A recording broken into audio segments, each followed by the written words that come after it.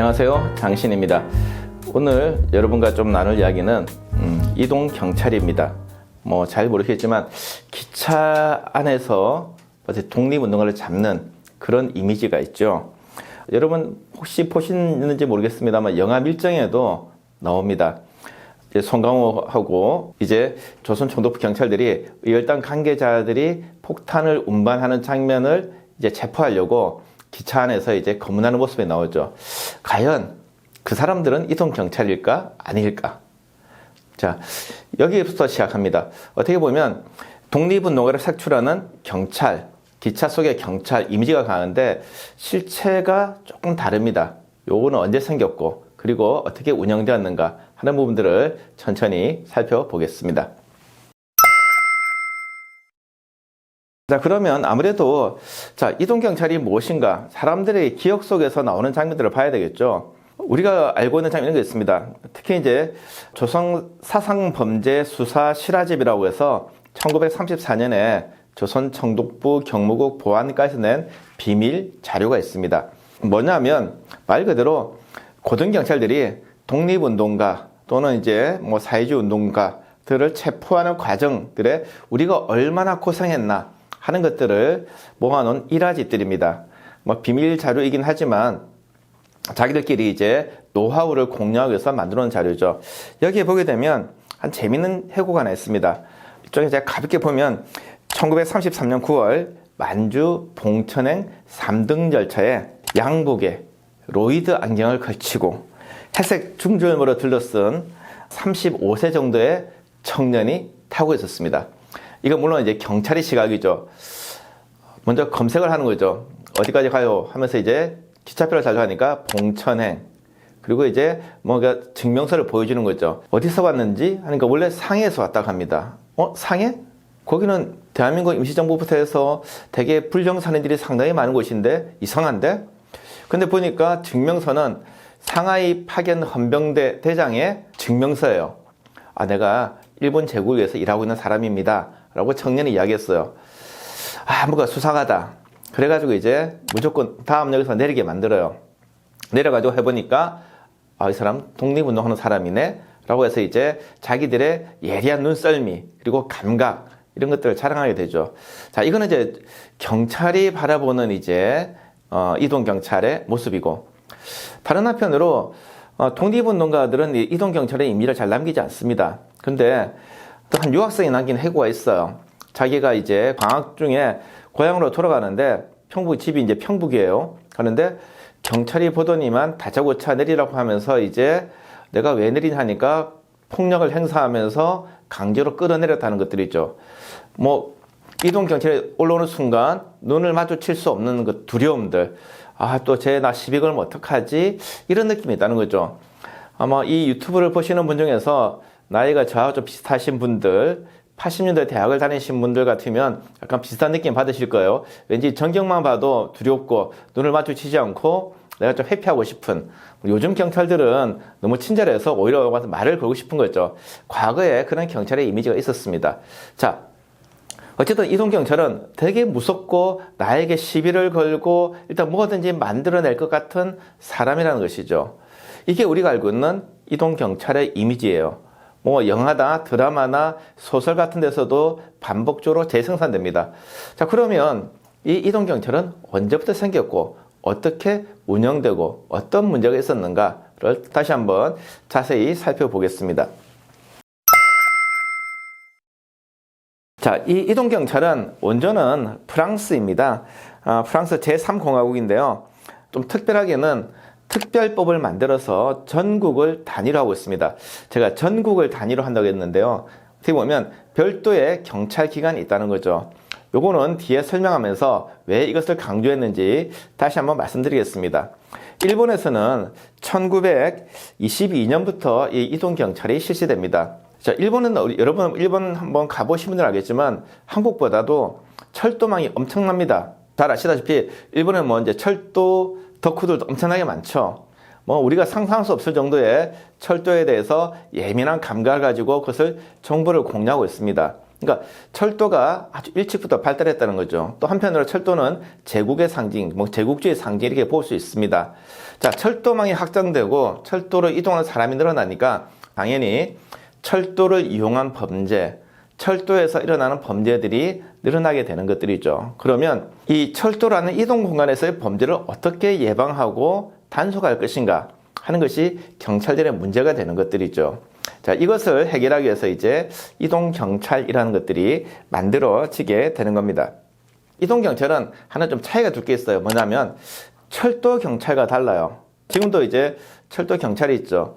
철도경찰은 철도에 종사하는 철도 종사원 아니면 뭐 한국 같으면 코레일에 일하는 사람들 중에서 특별히 그들에게 사법경찰의 임무를 주게 만드는 거예요. 그 사람들에게 철도경찰이 되는 것이고, 이동경찰은 경찰이 뭐 배라든지 비행기라든지 기차에서 경찰 업무를 행할 때 어떻게 보면 이동수단을 이용해서 하기 때문에 이동경찰을 부르게 되는 거죠. 좀 더 다르게 설명하면 가끔 뭐 특사경 같은 게 있어요. 왜냐하면 어떤 자기 고유한 업무를 하고 있는데 그 업무를 잘 수행하기 위해서 특별사법경찰의 임무를 부여하는 거죠. 가령 세관에 부여한다든지 하는 것도 마찬가지 있습니다. 어쨌든 철도경찰과 이동경찰은 다르다는 것을 말씀드리고요. 근데 이 이제 22년 시작했는데 일본에서도 참 문제가 많았습니다. 어떤 문제가 있느냐? 첫 번째는 관할의 문제예요. 제가 아까 프랑스에 이야기할 때 전국이라 했어요. 이걸 하려면 관할이 매우 중요해요. 여러분들 우리가 뭐 과거에 이제 관리라 얘기하지만 지금의 공무원들이 있죠. 대부분 경찰이 우리 같으면 이제 도 단위, 일본 같으면 뭐 부, 현 단위예요. 우리 지방 행정 단위인데 이 현을 넘어서게 되면 경찰이 남의 영역에 들어가게 되는 거죠. 가끔 우리 영화 보면 그런 거 나오잖아요. 야, 누가 왜 내 영역 와서 우리 범죄들 잡아가냐 하는 것들을 영화에 많이 보셨을 거예요. 이 관할이 매우 중요하거든요. 그러니까 뭐냐면 내가 어떤 범죄를 추적하더라도 이 사람이 기차를 타고 다른 지역으로 넘어가 버리면 내가 체포하기가 되게 애매해지는 거죠. 이 관할 다툼이 매우 중요해요. 그래서 어떻게 보면 전국적인 통일 기관을 두려고 했지만 그게 잘 안 돼요. 관할을 어떻게 잘 조정할 것인가. 두 번째는 재정 문제입니다. 우리가 뭐 아무랬던 시기에는 마치 권력 있는 기관들이 뭐 철도 마음대로 탈 수 있지 하고 있지만 꼭 그렇지는 않았어요. 일본 같은 경우는 이 관할 관청이 다릅니다. 이동경찰은 내무성 소속의 경찰이 담당하는 것이고, 그리고 철도는 철도성이 따로 있어요. 예산과 지출이 다른 거죠. 그러니까 경찰에서 철도를 타려고 하면 패스를 얻어야 돼요. 매번 범죄를 잡으러 가는데 표 끊고 갈 수가 없는 거죠. 그래서 이제 항상 프리패스가 필요한데 이 프리패스를 얼마나 줄 것이냐, 그리고 여기에 대한 비용은 누가 감당할 것이냐. 그러니까 철도성에다가 이제 일본 경찰에서 돈을 줘야 돼요. 이 비용이 만만치 않은 거죠. 가끔 하다 보면 이런 것도 있어요. 일본 경찰도 나 패스 잃어버렸어 하고 재발급 받아요. 그리고 그걸 가족이 나눴어요. 이거 뭐 예나 지금이나 똑같아 뭐 있을 수 있는 일이죠. 자, 이런 것 때문에 중단되었다가 다시 열렸다를 반복을 해요. 이게 일본에서의 이동경찰의 시작입니다. 자, 조선에서도 똑같은 문제가 생기는 거죠. 조선에서도 철도가 확장되고 이동하는 사람이 많아지니까 이 이동경찰을 만들려고 해요. 그렇지만 역시 똑같은 문제 생깁니다. 전국적으로 우리 같으면 경무국이라서 경찰청 같은 조직이 있는데 여기에 둘 것이냐, 아니면 도 단위 경찰에 둘 것이냐 하는 관할의 문제가 있고, 또 하나는 재정 문제가 있죠. 물론 조선 총독부 안에서 같이 쓰는 재정이지만 역시 그래도 철도국과 경무국이 나눠져 있어요. 이 예산을 어떻게 해야지? 이 두 가지 문제, 이 예산 확보가 잘 안 되면서 사실은 지지부진해지는 거죠. 그러다가 1928년 11월 일본의 히로히토가 천황으로 즉위를 해요. 이걸 이제 당시 용어로 대전이라고 부르게 되는데, 자, 아주 중요한 날이니까 경비를 강화해야 되는 거죠. 일본 교토에서 열리게 되는데 아예 저 만주에서부터 이제 좀 수상한 사람들을 차단하려고 해요. 그러니까 일본 현지뿐만 아니라 조선을 경유해서 뭔가 천황의 뭐 즉위식에 폭탄을 던지지 않을까, 저격하지 않을까, 그런 두려움이 있는 거죠. 그러니까 이제 배하고 기차에서 단속하겠다. 특별히 예산을 집행을 해요. 그래서 이때 처음으로 이제 비상설로 임시로 이동경찰을 만들었어요. 어쨌든 효과는 좀 봤습니다. 의심스러운 사람들 상당히 많이 잡고, 그리고 이제 뭐 절도범도 잡고 많이 잡았게 된 거죠. 경찰로서는 되게 좋아요. 이 철도 안에서도 경찰 행위를 할 수 있으면 얼마나 좋을까. 예산만 확보된다면. 그렇지만 이게 그렇게 그 다음에도 확보가 되지는 않아요. 뭐 지지부진해지면서 비상설로 가끔가다 특별한 일이 생기면 이제 이동 경찰해요. 또 한편하면 불만도 되게 많아요. 어떤 불만이냐? 일본에서도 철도성이 불만이 있었던 것처럼 조선에서도 철도국이 불만합니다. 경찰들이 와가지고 되게 위압적이에요. 손님들한테 내놔, 보여줘, 너 수상하다. 그러면 뭐 사람들이 놀러 가거나 이동하다가 정찰만 타면 이 기차가 되게 편한 공간이 아니라 두렵고 막 눈치 봐야 되는 공간이 되는 거죠. 그러니까 항의가 들어오는 거죠. 당시 철도 같은 경우도 관광용으로 많이 만들어서 수익을 얻어야 되는데 이게 불만이 나오는 거죠. 야, 좀 대충 해줘. 그런데 아무래도 이게 이해가 상반되는 거죠. 자, 이런 것 때문에 어떻게 보면 이 이동경찰이 조선에서는 좀 늦게 되고 상설되는 것들은 1933년에 가서야 비로소 좀 확인이 됩니다. 그 전까지는 있다 없다를 반복하게 된다는 거죠. 자, 제가 이제 1930년 상설된다고 했는데 처음으로 된 곳이 경의선입니다. 우리가 보통 보면 이동경찰하면 대부분 국경을 생각해요. 압록강을 건너가는 기차 속에서. 당시 기차는 뭐 바로 쉬지 않고 신의주를 통과해서 단둥까지, 만주의 안동까지 바로 넘어갔던 거죠. 그래서 뭐 봉천이나 장춘까지 바로 갔습니다. 어떻게 보면 이 조선을 넘어서기 전에 수상한 사람들을 잡아낸다 하는 것이 이 이동경찰의 목적인 것이죠. 어떻게 보면 중국과 가는데 가장 가까운 것이 이 신의주이기 때문에 이 경의선, 서울과 신의주를 연결하는 이 경의선에서 가장 많은 활동을 하게 됩니다. 그래서 어떻게 보면 평안북도 경찰부가 이 일을 전담해요. 그리고 또 어디 있느냐? 일본이 주로 어디 설치하냐면 이 국경을 맞대는 곳이나 아니면 해외에서 들어오는 것. 그러니까 이제 경부선에도 설치하게 되는 거죠. 경부선은 이제 일본을 오가는 곳이니까. 물론 우리 같은 뭐 부간페리라고 부르게 되는 시모노세키를 오가는 부산과 오가는 배에도 이동경찰이 탑승해요. 일본 쪽과 조선이 같이 나란히 탑승하죠. 그럼 부산에서 올라갈 때 어디 하느냐? 부산에서 이제 밀양까지, 그리고 함경선이라고 해서 이제 저 두만강을 통해서 중국 용정이라든지 아니면 러시아 넘어가는 철도 노선에도 설치를 하게 되는 거죠. 그리고 또 아주 드물게 경인선, 서울과 인천에도 설치가 돼요. 뭐 정확한 시점은 모르겠습니다. 근데 어떻게 나왔냐? 왜? 이제 상하이라든지 중국 대련이라든지 중국에서 배가 인천에 들어오죠. 인천을 통해서 뭔가 수상한 사람들이 오지 않을까. 이런 곳에 이제 이동 경찰이 설치가 됩니다. 어떻게 보면 이제 배와 기차, 그리고 주로 국경을 맞댄 곳에 주로 이제 설치되고, 더 중요한 것은 도를 넘지 않아요. 그러니까 평안북도 경찰부에는 설치되지만 평안남도 경찰부에는 없어요. 경상남도 경찰부에는 있지만 경상북도 경찰부는 없는 거죠. 거기 넘어갈 필요가 없다는 거니까 다 막아야 돼요. 자, 이런 것들이 이제 이동 경찰의 특성이라고 할 수 있습니다. 그리고 또 어디 놓느냐? 사람을 하면 제일 중요한 게 항상 공부할 때 그런 게 필요해요. 자, 이 인원을, 이 정원을 어디에 배치하지? 이동 경찰은 원래 목적이 사상범이라든지 독립운동가를 잡는 게 목적이에요. 그러니까 당연히 이 고등경찰 쪽에 배치를 해야 돼요. 그러면 고등경찰이라는 숫자가 많은데 어떻게 하지?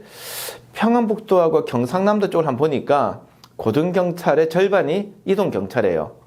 이건 어떻게 보면 엄청난 숫자를 배치한 거죠. 그럼 나머지 사람들이 이제 다른 사상범이라든지 단체, 민족주의자, 공산주의자를 잡아야 돼요. 경찰력이 분산되는 거예요. 그만큼 이제 이동경찰에 많은 역점을 두었다는 것이죠. 그런데 이 고등경찰을 나누다 보니까 아무래도 숫자가 적을 수밖에 없어요. 뭐 어디든지 인원을 많이 투입하면 좋은데 그러지 않아요. 자, 기존 인원에서 절반을 뚝 나눠가지고 이동경찰 투입했는데 기차가 시도 때도 없이 다니거든요. 아침 일찍부터 밤에도 다니는 거죠. 그러면 기차마다 다 타야 돼요. 그러면 이제 엄청난 노동량이 되는 거죠. 종일 기차를 타고 밀양까지 갔다 내려오거나 신의주에서 이제 박천까지 내려오거나 정주까지 오거나 이렇게 해야 돼요. 그러니까 때로는 낮에 탔다가 때로는 밤에 탔다가, 그리고 감시를 해야 되니까 자기 나름대로 엄청난 경무에 시달린 거죠. 이때 이동경찰들 자기들 불만을 토로하는 걸 보고 나면 어떤 얘기였냐면, 우리는 맨날 토끼 같아. 눈이 항상 빨개. 이게 독립운동가 잡으려고 빨간 게 아니라 너무나 잠을 못 자고 경무에 시달리니까 힘들다라는 것들을 나름대로 이야기를 하게 되는 거죠. 자, 그리고 이제 오래 하다 보면 부패가 한 게 생기는 거죠. 유명한 34년에 다울의 신의주 금괴 밀수출 사건이 터져요. 이거는 평안북도 경찰부의 이동 경찰들이 이제 조직적으로 금괴 밀수업자들하고 담합을 해가지고 눈 감아 준 거예요. 아주 크게 벌어지면 이제 사건이 크게 터지면서 이제 경찰의 신뢰가 떨어진 사건이죠. 그럼 왜 이런 일이 벌어지느냐? 처음에는 독립운동가를 잡는 게 목적이었어요. 그러니까 고등경찰이 담당했던 거죠. 근데 하다 보니까 아니 독립운동가가 뭐 매일 잡히는 것도 아니고 그리고 뻔히 알고 있는데 독립운동가들이 뭐 단체로 이제 가는 것도 아니고 사실 그래 많지 않아요. 이게 위험한 곳에서는 그만큼 교묘하게 뭐 증명서를 위조하거나 아니면 위장하거나 변장을 하거나 아니면 아예 강을 밤에 건너거나 다른 방식으로 이렇게 들어오게 되는 거죠. 나가거나. 자, 그렇게 되니까 실제로 누가 주로 많이 잡히냐? 제일 많이 잡히는 사람이 밀수꾼들이에요. 주로 이제 당시 만주하고 조선하고의 어떤 가격차를 이용해서 만주에서 싸게 사가지고 조선에 비싸게 팔아먹거나 하는 게 생기는데 그 중에 가장 큰 게 금괴였어요. 금값이 차이 났기 때문에 금을 몰래 숨겨 들어오는 경우가 많았다는 것이죠. 그래서 어떻게 보면 당시에 이동경찰이 가장 많이 했던 게 금괴 밀수범을 잡는 거였어요. 그러다 보니까 당연히 이 금괴 밀수범들도 자기가 가장 안전한 방법이 경찰만 포섭하면 되는 거죠. 경찰에게 뇌물을 바치고 뭐 할 때마다 신호를 줘가지고 잘 넘어가면 오히려 엄청나게 많은 이익이 남는 거죠. 그게 이제 다른 경찰에게 이게 적발된 거죠. 어떻게 보면 이 이동경찰의 목적이 좀 바뀌게 되면서 가게 되는 거죠. 어떻게 보면 이 끝까지 가게 돼도 사실은 이동경찰을 유지하게 되는 거죠. 아주 재미난 사건도 많아요. 저도 이걸 논문 쓰려고 막 찾아보니까 이동경찰들 하는 일 중에서는 뭐 사랑의 도피 행각을 벌이다가 잡힌 사람들, 그냥 도피 행각을 그냥 한 게 아니라 집안에 있는 중요한 거 들고 나왔기 때문에 절도로 있다가 이제 잡히는 경우도 많아요. 왠지 남들이 알아볼까 두려워하는 눈빛 속에서 이제 남녀가 가게 되니까 내려서 보니까 일본에서부터 도망한 남녀, 이런 얘기 많은 거죠. 이동경찰은 자기 본업보다 딴 게 더 많아졌던 게 그 업무였습니다. 자, 좀 정리를 할게요. 그러면 조선에서 이동경찰은 우리가 흔히 알듯이 독립운동가를 잡는 것보다는 어떻게 보면 다른 열차 범죄, 열차를 이용하거나 기차를 안에서 벌어지는 범죄를 탄성이 더 커졌다는 거죠. 독립운동가 색출보다는 뭐 밀수라든지 주로 이제 금괴, 밀수를 잡는 걸로 바뀌었다는 거죠. 주 업무가 바뀌었지만 그래도 고등경찰 담당이어서 이것이 아마 어떻게 보면 이동경찰은 독립운동가 잡는다라는 이미지가 굳어졌던 것 같아요. 우리가 처음 했던 이야기 다시 한번 돌아가 보면 영화 밀정을 한번 돌아가 볼까요? 그러면 아마 그때가 뭐 시대적 배경은 뭐 1920년대 쓰면 되는데 굳이 뭐 30년대라도 한 게 없어요. 그래서 그러면 당시 송강호라든지 그 다음에 송강호와 같이 탔던 그 경찰들은 이동경찰이었을까?